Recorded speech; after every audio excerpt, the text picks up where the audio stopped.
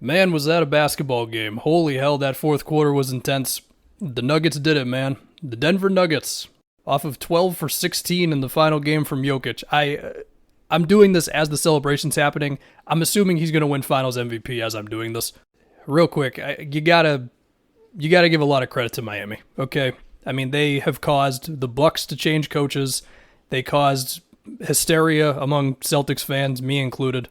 Beat the Knicks in round two, took this game all the way to the end off of, wait a minute, now Jimmy Butler's going to make a pull-up three over Jokic in the drop, and then a corner three in there, and Lowry's making pull-up threes and the whole thing, and Bam's making his, paint jump shots and all that. Like, they took this thing all the way to the end. I mean, it was game five, but you know what I'm saying. It was a hell of a run for them, and I don't want to forget about that. As for the Nuggets, look, I don't know how much heavy X's and O's talk you're going to want when a team wins a title, okay? But, man, in that fourth quarter, just get Jokic to the middle. I mean, whether it's one time spins off a Caleb Martin scores, another time where he finished a layup through like three dudes. He has a turnaround jumper over Bam in the middle there. A little bit of a dream shake or a Dirk one-legged thing, in the middle of that shot. And then on the other end, I mean, the play that effectively ended it was with that Jimmy turnover where he got caught up underneath the basket where, hey man, who was it that was involved in that play? I mean, KCP got the steal off, Jimmy freaking out, throwing it back to him, but it was Jamal Murray he was switched on to. He held up okay, and then it was Jokic helping underneath the basket. And throughout these entire finals, these entire playoffs, the Nuggets were as good defensively as you could have asked, okay? Whether it's Jokic higher up on actions, I've already said all this before. He's higher up on actions, especially against the Suns. He's still high up on some of the Lowry stuff, in this game. And okay, Lowry making some pull-up threes, but hell, there was a play late there. I guess we are doing some X's and O's talk. He's high up on a Lowry Bam pick and roll, and then Jimmy was open in the corner. That was one of his missed corner threes before he had that run of what the hell's going on right now. But hell, Jokic was in drop, and you had Jimmy missing some stuff in this one before his run late there. I mean, Bam ended up getting points, but it wasn't like he made all the shots he attempted, right?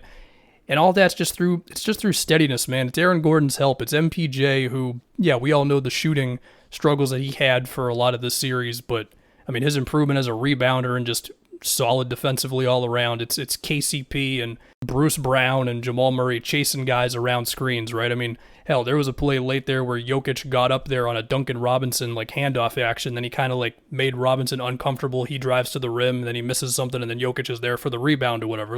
Again, the defense was just as good as you possibly could have asked of them throughout these entire playoffs. The Bruce Brown and KCP pickups were, of course, massive. I mean, hell, the Aaron Gordon trade from years ago now, RJ Hampton, and I believe there was a first-round pick moving in there.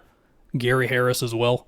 Unless I'm wrong on that one. You think about, I mean, hell, the MPJ pick at number 14, where the dude was projected to be one of the top picks in the draft, and then the back stuff freaked everybody out, and on draft night, he's walking to the stage, and he's really stiff the entire time. Misses his first season, and then in the middle of his second season, I remember me and well, maybe it was just me just kind of getting antsy about, well, are we sure he can't handle more minutes and all this stuff? And then year three, he's the super efficient, basically 20-point-a-game guy. And then last year, he misses basically the whole thing. And I don't know. I'm kind of rambling. I think it's just fun to sort of try to picture the timeline just after a team wins a title. And, of course, Jamal Murray. I mean, I remember the feeling of when he went down with that injury. It was just man, because you knew that this team had this opportunity. And then we had to have an extended period of time where Jokic having a team around him that, well, listen, shout out to Will Barton, but the team wasn't great. We'll just put it like that. Shout out to Austin Rivers and other guys. And of course, this is obvious, but the Jokic-Murray two-man game. I mean, how many times can you say just how high level of basketball it is? I mean, of course, game three, where they just made outrageous shot after outrageous shot, whether it's Jokic in the post, whether it's Murray pull-ups, whether it's the handoff actions between the two of them. I mean, hell, remember in the Lakers series, I don't remember what game exactly, I think it was game 3 to make it a 3-0 series, it was Murray screening for Jokic play after play. It's not often you see two guys that good with that good a chemistry who've also been together for this long to build on it. This is not something that just happens overnight. Of course, you got to give credit to Michael Malone for all this as well. But yeah, the injuries that they had to deal with before this season, they were just a gut punch, man, because this team, they just had the trajectory every season. It's Game 7 loss to the Blazers at home. Then you get to the conference finals, lose to the Lakers, then you go down with the stuff and all that. And the fun thing is when you look to project forward in the Western Conference, obviously we have a whole offseason coming, and who the hell knows what else can happen. they're definitely in a position to do it again. Now, I do know the Bruce Brown's player option is a bit of a thing, and I would like to believe that he can get paid this offseason. So we'll see with that. But besides that, man, hey, listen, Jokic, Murray, MPJ, all these guys are under contract for a while. They're all in their 20s. Well, Murray actually, funny enough, we're probably about a year away from Murray extension talks really being a thing, unless they're going to agree to something next week or whatever. I don't know. And also KCP and Gordon are under contract for a while, and KCP's 30. You know what I mean? And hell, Christian Brown is already getting rotation minutes as a rookie, so they're definitely going to be around for a minute. Last thing, the Nikola Jokic all-time conversation as he is in the middle of his career pretty much.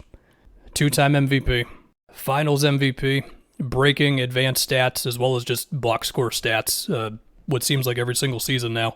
Not even 30 years old yet. I mean, he's got a shot to be pretty damn high on the all-time list by the time he's done, man. I mean, we could be fast-forwarding 7, 8 years, 9 years, I don't know, whenever he eventually retires. And I don't know, that conversation could just be very interesting if he gets a couple more of these or whatever. So anyway, that's it. Again, it's always a little like, I don't know, do I do X's and O's stuff when a team just won a title? I don't know, I figured do a little bit of it. So that's it. Congrats to Nuggets. Nuggets fans, enjoy it. And yeah, man, this is beautiful stuff.